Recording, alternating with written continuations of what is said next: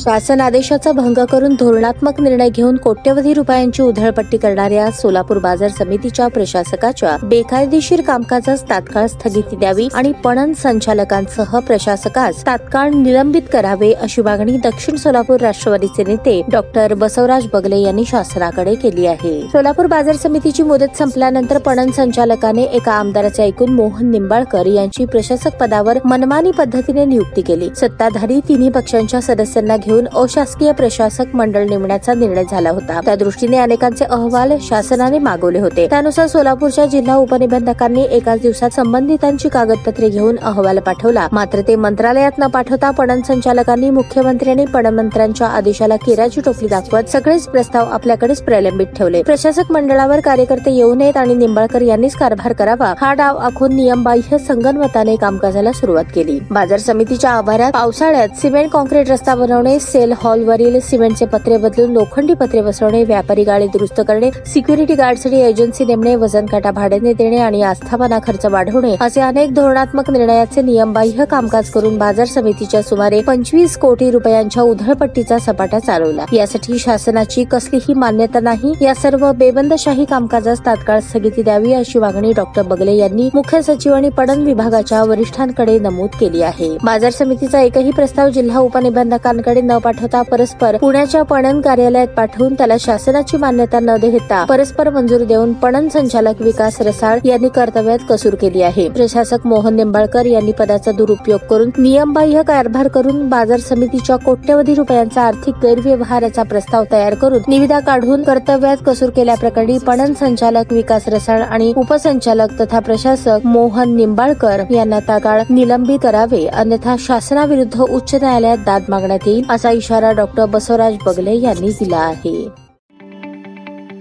ताज्या बातम्या पाहण्यासाठी प्राईम महाराष्ट्र न्यूज चॅनलला सबस्क्राईब करा।